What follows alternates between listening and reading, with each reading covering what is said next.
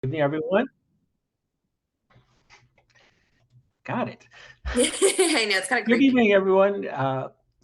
Gregory Garrett. I'm a research scientist at the Army Research Lab here in Adelphi, Maryland, and I work with lasers to study different materials for making optoelectronics. Awesome. Thank you. All right, Miss Carrie Wilson, if you could go ahead and introduce yourself. Hi, everyone. I am a STEM education PhD major at Tennessee Tech University in Cookeville, Tennessee. And I am a professional student if you ask anybody that I meet. I love it. Never stop learning. All right, Alexis can attest to that too. Tell them what you do. All right, yeah, I'm Alexis. I'm a fourth-year PhD student at Iowa State University, and my major is bioinformatics and computational biology. I work at the intersection of software engineering and systems biology. So the summary of what I do is I want to make computational predictions for biology better through both using software engineering techniques to make the software better and seeing if we can adapt some of those to make the actual models of our organisms more robust as well. Thanks, Alexis. Ketan, are you on? Yes, I'm on. I'm taking from my car. Hello, everyone. This is Ketan here. I'm project manager in a consulting company, and I do implement various applications and ERPs across companies. That's my profile. Awesome. Thank you. So how tonight is going to work is I'm going to share a presentation we have. We're going to go through some slides, and tonight's topic is on choosing a project. So if you haven't chosen a project, this will be perfect for you. However, even if you have, this will be a great time for you to kind of revise it and fine tune it. And if you have any questions, again, you can drop them in the chat or talk with our CyberGuides after. So I'm going to go ahead and get started.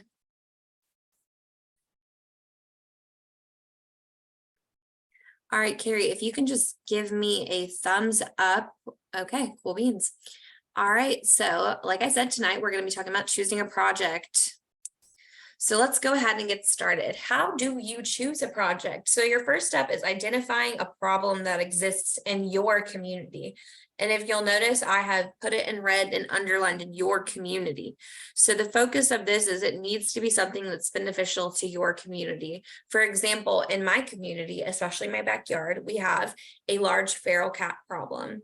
And so someone actually in my community invented this sort of prototype, if you will, that it's a cooler that's turned into an actual heating element for a cat to keep the cats warm during the winter.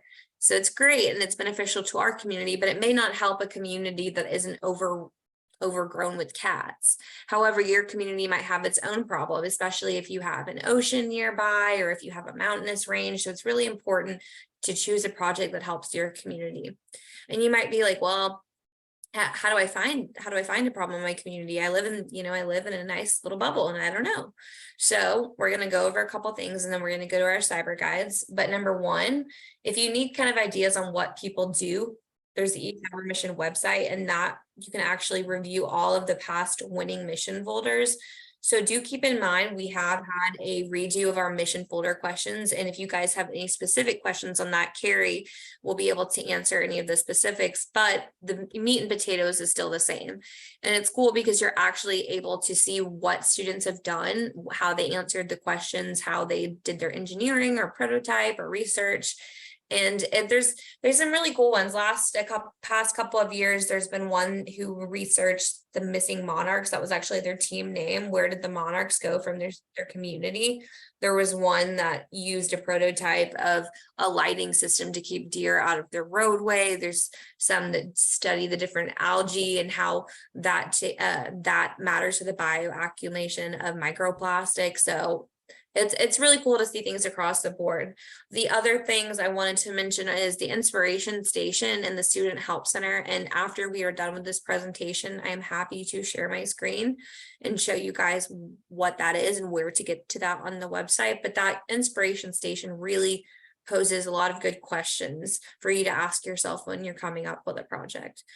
Obviously, a no-brainer is watching or reading the local news. talking to your local public officials about their community concerns. So that could be like a public health board, a school board, or it could be a nonprofit organization in your community. And we also have the message board feature, which I'll talk about it a little bit, and I'll show that to you guys at the end. But it's great because you can post a question and it goes straight to our CyberGuides, and our CyberGuides can answer that whenever they can. And normally it's within about 24 hours, and I always monitor it to make sure you guys are going to get your questions answered. But I want to let's go to Alexis. Alexis, how would you go about searching for a problem in your community or something that you thought you could do to be beneficial? Yeah, it's a great question. So I definitely agree with talking to local officials and maybe looking at different news sources. Another thing you could do is say maybe you're really interested in like algae. I think that's a great example. But so maybe you would start with kind of that idea, and then you could go and search and see, are there any articles about it? So maybe it was in the news 3 or 4 years ago, it's not coming up today, but maybe that might not mean necessarily it was addressed. So maybe you could look at that and say, okay, is this still a problem? Is this still something that we should be concerned about? Another thing you could do is maybe look at the national level and say maybe you do have an issue with like the monarchs. Maybe one community did look at that and maybe it's not getting coverage in your area, but could still be a problem. So you could also pull in kind of information that way. And I think coming back to my other point, you could also start with maybe something that you're interested in and then ask around and see if people know of anything, or if you can find anything through your own kind of research. Awesome. Thank you. That was literally hitting the nail on the head. But Carrie Wilson, do you have anything to add to that? I think also if you're part of a community that has a higher education institute, you could talk to some of the instructors or professors that are there, and maybe, attach yourself to some of their research and help them out as well. They would love to talk to you about different problems that they might be looking at that could possibly be in your community as well. That's awesome. I hadn't even thought of that. So thank you for sharing that insight. So going on, we're going to go and ask yourselves questions once you kind of have an idea of what you might be interested in. So these are just a couple questions that you and your team should talk about amongst yourselves. One of them is this problem too big to tackle? For example, world hunger is clearly a problem that needs to be solved, but we're not going to be able to solve world hunger, especially within this deadline that we have given you. So we maybe take it down smaller and say, can we make sure that the students in this county or this zip code do not go lunchless throughout summer when there's not the programs? Do I have the tools to build a prototype if I choose to? The same kind of example, I want you guys to dream big and to not sell yourself short, but like you're not going to have the tools to build a rocket to the moon unless you have some really good connections, but you might have the tools to build a rocket that goes, 200 feet in the air. Will I be able to conduct the research needed? That's the same thing and really needs to be community based. So if you're in the community, it's easy if you can have a trusted, team advisor or parent take you guys to the places you need to be at. That really is important when factoring that in. So make sure that if it is community based, it's a local place you can go to if you need to do the research. And then, has my experiment already been conducted? If so, how can I do it differently? And that's an interesting question. I actually want to feed that to Dr. Garrett, especially because he works in a lab and he's constantly kind of reinventing concepts and going back over other people's works and doing it differently. And I'm sorry, Dr. Garrett, we're putting you on the spot, but I just feel like you could add something here. Yeah, that's always something you worry about. You don't want to reinvent the wheel. So what we have for that is we have all the journal articles that our peers have written about the research we do. And so whenever we start a project, we would look through the research that other people have done to try to figure out how we can advance what has been done and not repeat what has been done. I believe Rachel's talked about some resources online that show other projects that other people have done. That's not so you can copy the work that they did. That's so you can understand what's been done already. And yeah. Awesome. That's perfect. And I just was alerted that this had stopped sharing, so I apologize. So I'm going to get that started back up, but technology never works the way I would like it to. But that was a perfect answer, and I really appreciate that. And thank you for letting me put you on the spot. That was not very nice of me, but okay.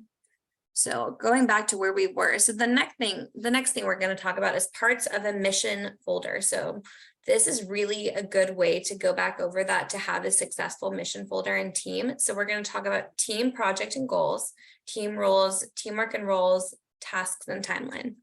So going forward, it's really important to have those goals set when you meet with your team and kind of go over what do our goals, what are we trying to do here? What are we going to brainstorm? What's our end game?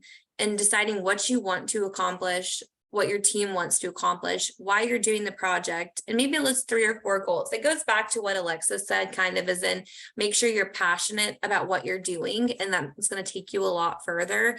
And specifically, if you get with your team and you can find a shared interest, that's always a great way to make sure everyone's going to kind of contribute and equally and be as inspired and involved. So let's talk about rules. No one really enjoys talking about rules, but they don't have to necessarily be bad. So when you get with your group, the goal is to come up with rules that are important to you and others. So it's great if you can come up with those rules together. An example, when I worked with a group in college, now we always kind of had this rule of like, hey, it's, you know, you can keep your phone out, but don't check it 24/7, you know, just check it or put it on silent or let it buzz. And then because of that, we had an understanding of what the expectations were going forward, and no one could be upset or, you know, if I was on my phone, if we hadn't established that. So if everything is established, things are going to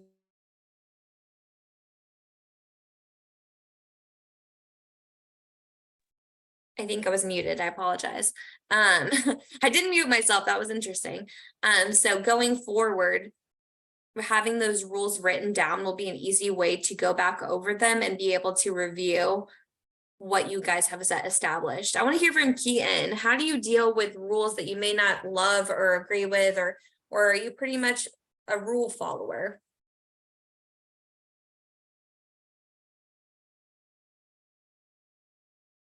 Is he there? Yeah, I'm there. I'm there. Sorry for that. No, it's okay. I have a lot of people on screen. Yeah.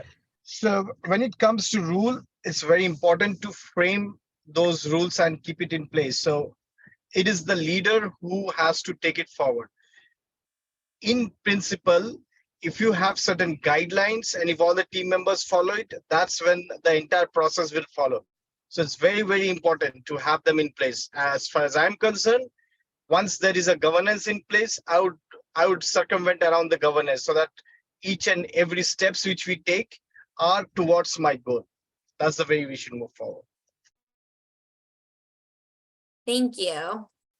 I agree. Does anyone else have anything to add to that? Alexis, Carrie, Dr. Garrett? I think it's also important to have that extra person that you can go to as a group if there is any conflicts in your team, and they can play mediator to any disputes that you might have. That's good advice. Dr. Garrett? I'm sure you work with a lot of rules in a lab with lasers. I can't imagine that's a pretty carefree environment. Yeah, that's all health related. I mean, people don't want to hurt themselves, so we have rules for that. And I guess that applies to your team too. You don't want your team to fall apart. You want your team to stay together and work together. So you set these rules so that you don't break your team, so that you don't hurt your team. And then once you set these rules, you need to follow them. Yeah, Alexis, I would pan to you, but I feel like we've covered it. I think that rules are a necessary part of it, and it keeps you protected, but it also helps you guys get successful and get to where you're wanting to go. Yeah, I agree. I think everybody covered it really well now, that they're necessary and they're just trying to help everybody move towards that goal productively and hopefully in a positive way. Thank you. I know they didn't leave you much to work with, but I think you all covered it and made the point you needed to. So going forward, let's talk about roles. So when you have your team, you're going to have people who have different strengths or different passions, and I don't want to call them weaknesses, but areas that they may not like to do.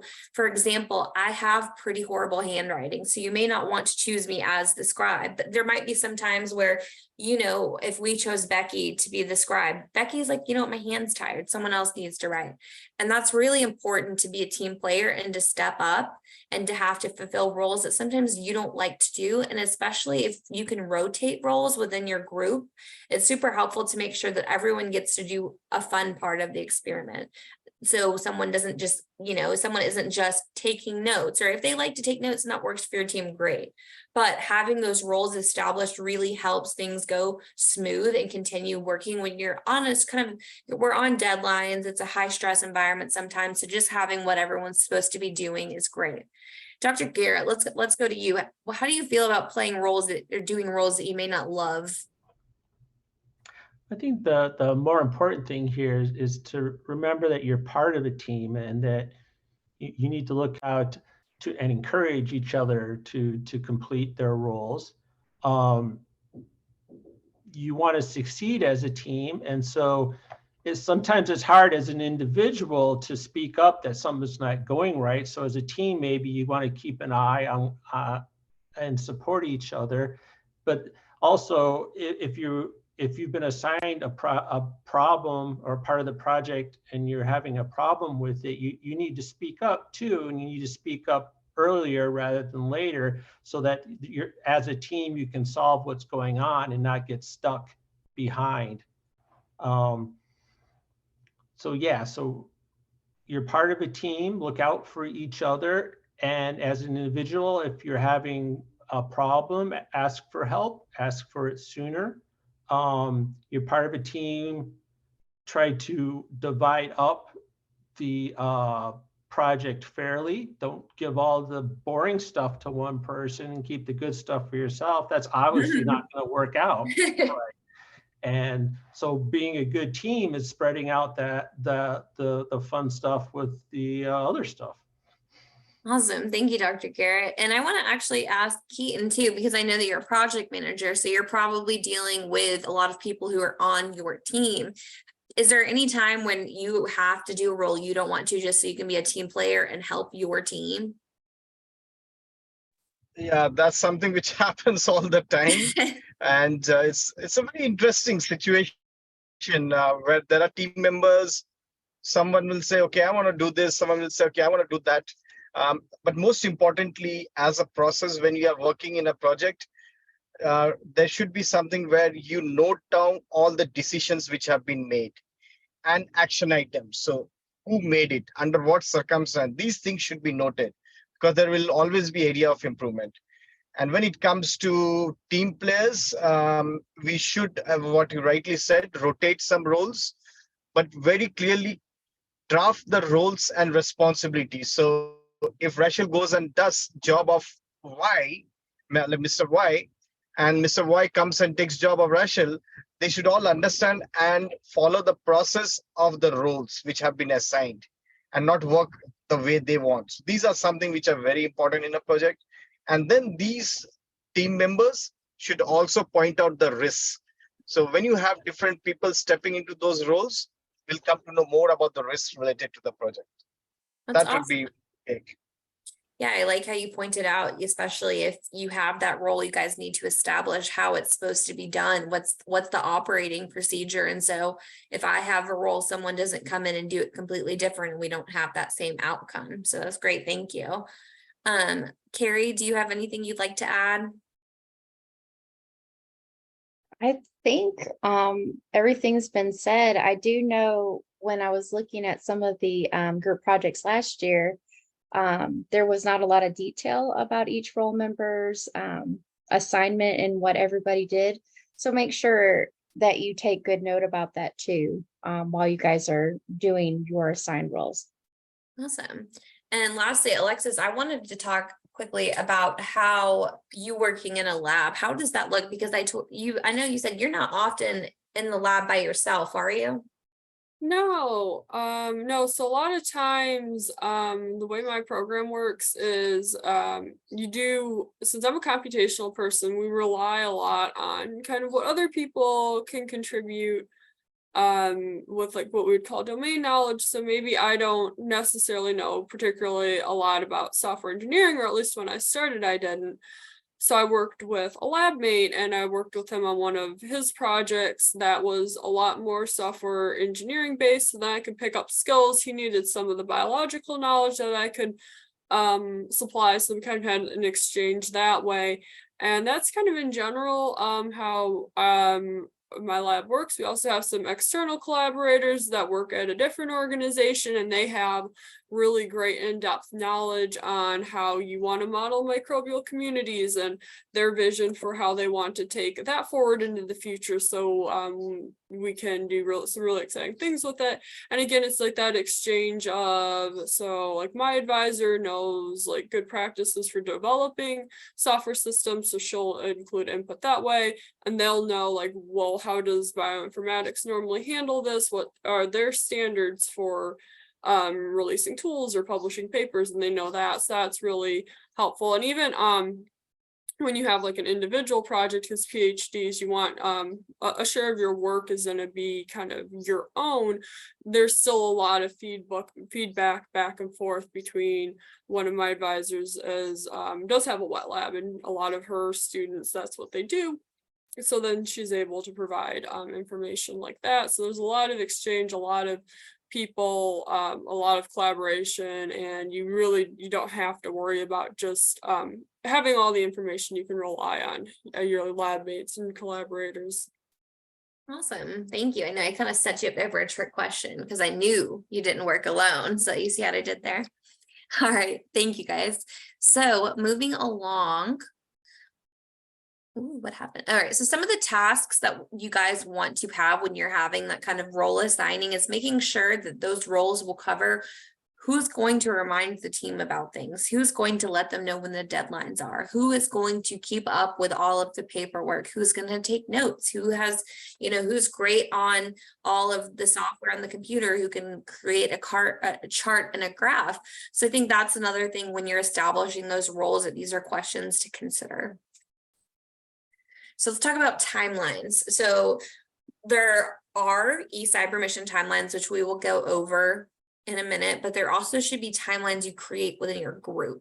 And that is to help you guys not procrastinate, because I have procrastinated and I've really worked hard on breaking that habit, because I still get the work done, but it is not worth the stress and chaos. And I would be lying if I told you my work was not in quality if I had started it when it was supposed to.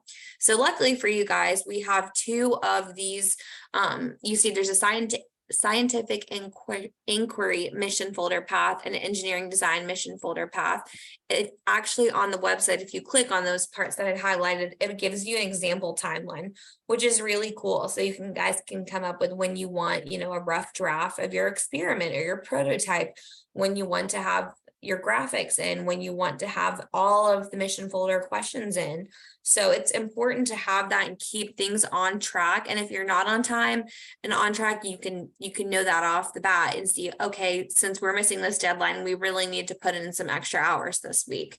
Carrie Wilson, do you have any, what is your job and what does your life look like involving deadlines and schedules? I don't remember a time before having no deadlines or having a schedule to follow.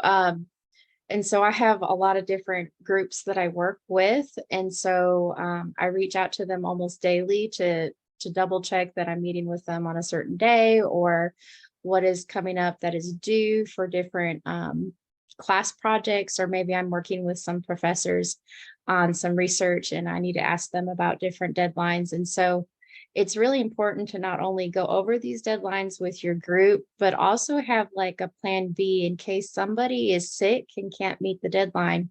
Have somebody that's willing to step up and get that assignment done by the deadline, because they're super important. And I highly recommend not procrastinating, even though I think we all do it. Yeah, I love that you're, having a plan A, B, and C is important, especially if things happen, like life happens. Alexis, Dr. Garrett, Ketan, do either of y'all have something to add to that where you have any experience with tight deadlines or schedules or procrastinating? Yeah, so I would say, yeah, so a lot of like publishing conference papers work on a deadline system, whereas some others work on more of a rolling, so you can submit whenever you want. So we approach those differently. And yeah, when you have a tight deadline, you really want to know, okay, so a month out, I need to have my data finished and the analysis done. Then 2 weeks out, you want to have like a solid draft of the paper, and then up until the end, you will be editing it regardless of your best attempts not to. But you want to make sure you have like some idea, and like was referenced earlier, you do want to have kind of a backup plan, or at least a little bit of fudge room, because things do happen. Computers break, people get sick, life happens. So definitely have a little bit of a buffer. So, if you wanted it done the 31st, but it's really done the 7th, that it won't kind of be the end of the world. And hopefully you're not 7 days off. But yes, definitely have a plan, but have some flexibility built in. I like that, say fudge room. I'm gonna start using that in my meetings. I like that. Have some fudge room. I don't want to skip you, Dr. Garrett or Ketan, if you guys have anything to add before I go on. I feel like when it comes to any projects, on time and on budget, these two are the most important things. And I like and when it comes to students, my sincere advice to them is, you're pretty young, you've just started. So first tell to yourself that we will be on time. And although you may plan activities, plan B, plan C, that's fair. But let's make it a thumb rule. We are not going to change timelines, and we are going to plan our timelines very well. That should be the starting point. Yes, I need you when I start procrastinating. I'm gonna call you and you tell me, nope, we're gonna do it. That's what I need. Dr. Garrett, do you have anything before I move on? I like the idea of the intermediate plans, because you're probably going to miss them, and you're going to realize how important it is to have these deadlines.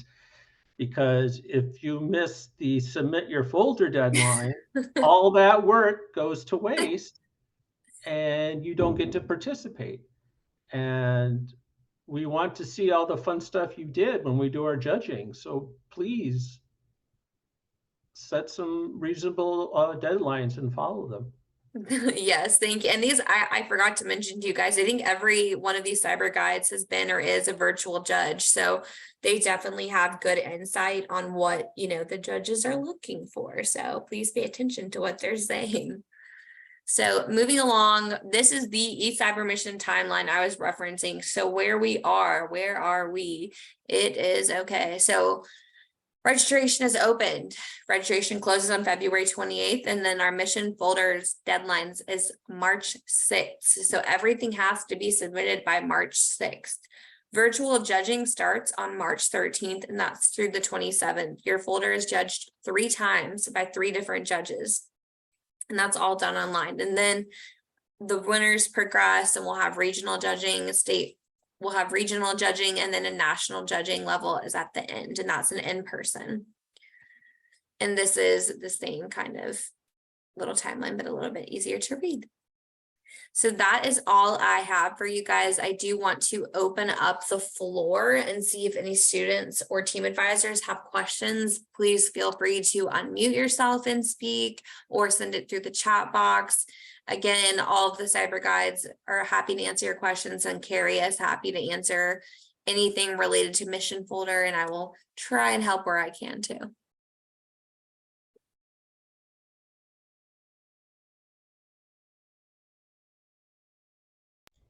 There's also the chat board. Oh yes, the message board.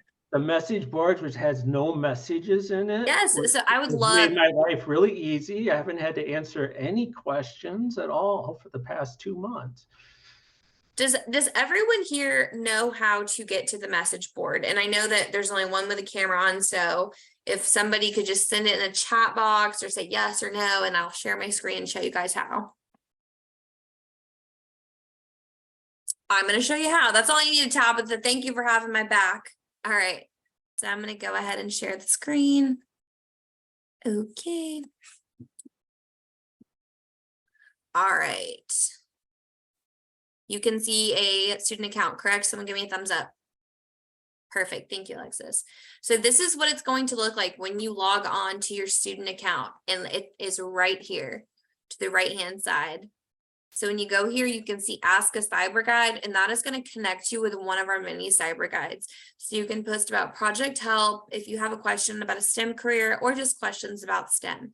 Project help is definitely the one that is utilized the most. And then once you post your question, the cyber guides will get a notification that something's been posted, and you can kind of go back and forth with them. Let's go back to the student account and go ahead and show you guys how to see the student resources as well. So if you go down, that little in red right there, that's the mission folder due date, write that down. So there's the student help center. So if you click on that, it takes you here. This is where I was referencing that inspiration station and getting those timelines that we kind of drafted up for you guys. But there's so much great stuff in here. This is the inspiration station. And then right here, as I click, it shows you all the different types and the questions and the rubrics. So this is where you guys need to be reviewing. It's super important. And this is the timeline that I was referencing. Super cool. So you guys can pick your own due dates, but it's kind of saying what to do and what to submit. So we've done some of the work for you. And of course you can make your own timelines, but that's helpful if you don't know where to start. Let's see. As a teacher, do you have any recommendations for how I can connect kids with experts in their fields or instructors at Tech who would be beneficial to talk to them? That is to our cyber guides and Carrie. Both Carries.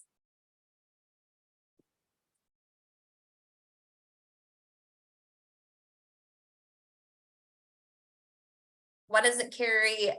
You start, Carrie. Yeah, so I think our cyber guides pointed out that a good way to, well, first of all, use the message board, and you never know what cyber guides have connections where, and they might be able to, ask somebody for you or get some information for you that they can share. So that's one way to use the message board to get connected with experts.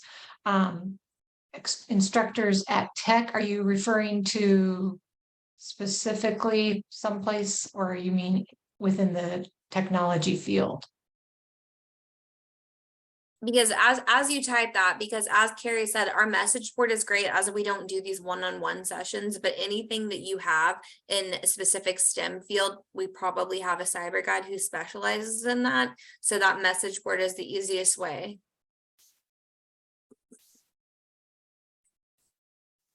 Carrie Wilson, do you have anything that you could add to this, just being in the educational field? And you had that idea of reaching out to professors and stuff. So I actually know this teacher, and she knows me.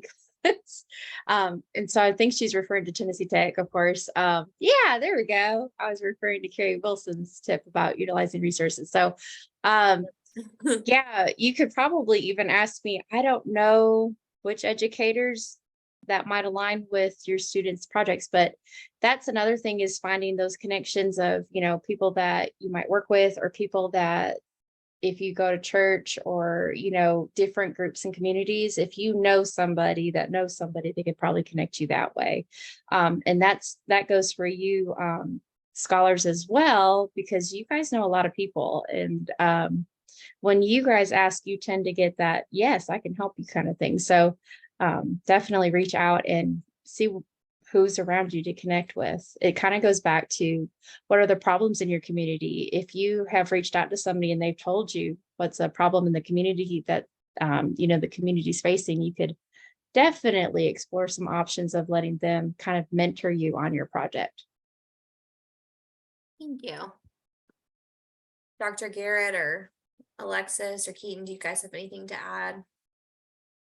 Yeah, I could say or add, yeah, you could think about emailing, just make sure you include like an adult, probably your team advisor on that email with you. Grad students would probably be, if you can't get like the professors to answer, grad students might be, most of us would be more than happy to help out. We like being able to share what we work on. We tend to be pretty excited about it. But like I said, just make sure you include your team advisor on that email. Thanks. Yeah, I definitely have heard of some of the students going to like just local colleges and looking up who is like the chair, the professor of a department and emailing them, or even like graduate affairs. And so that's a great tip. Dr. Garrett or Ketan, before we move on, anything? All right, so let's see if anyone else has any other questions before I ask my question. Graham does not have a question. Tabitha, you can go ahead. So if we submit the mission folder like a week before it's due, but we still we forgot to add something in, can we unsubmit it and then resubmit it before the due date? Barry? Technically, we should make sure you have everything filled out and completed the way you want it to.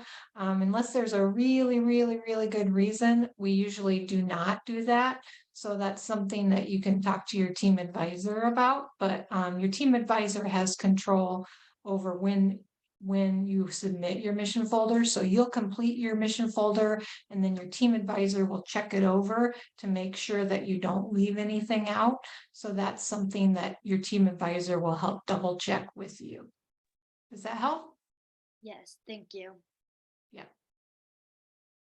Do we have any other questions? Okay, if you guys are too shy and have a question later, like Dr. Garrett brought up, the message board is a great resource. But before we leave, I want each of our cyber guides to answer this question because they've all been judges. What makes a meaningful mission folder? Dr. Garrett? So I'm judging your folders, and all I know about what you did is what I see in front of me. And sometimes what you write sounds like you did all this amazing stuff, but there's no pictures, there's no data, it's just all the person has done is written a couple paragraphs in their mission folder. And I'm like, well, sounds like you did all this great stuff, but you didn't show me any of it. Please take advantage of the add photos part. Take advantage of all this stuff where you can add the media. Even though it's an online competition, even though you have this mission folder to fill out, please show all the fun stuff that you did too, because we want to see that. Thank you, and I agree. Carrie? I absolutely agree with Dr. Garrett on that. I was always super excited to see a folder when I opened it that had a presentation and lots of pictures. Also, your enthusiasm for the project does read through. It's kind of like when you get that email from somebody, you can almost feel their excitement coming through that email. There is a tone to how you write. And so that enthusiasm will feed through. And typically that's in details and how much time you took to put everything together, your organization, how good everything looks. All of that kind of leads into a beautiful, wonderful project that you seem to care about and that you took the time to really do and work with others on. So definitely. Awesome. Thank you, Carrie. Alexis? I agree with everything that's been said so far. I would also add, make sure you add all the detail, even if it seems trivial to you. We haven't worked on your project, so it might be really important for us to know, even if you think like, oh, this is basic or this makes sense without this detail. We want to know we want to know how you did it, and more details are really helpful, and they feed into like the pictures, so we really can like get a really good idea of what you did, and we want to know, and it's really cool to see all the work, and it definitely helps us judge it more accurately if we have a lot of detail to work with. Thank you. And Ketan, take us home. Yeah, I think everybody touched upon all the important points, but I've summarized it in one line. A picture says 1,000 words. So that's the right way to move forward. Awesome. Thank you. And again, if anyone has any questions, use that message board, or you can email us at missioncontrol@eCyberMission.com. I want to thank our cyber guides for coming out. I want to thank our students and our team advisors, and I want everyone to have a lovely weekend. Thank you, guys. Thank you.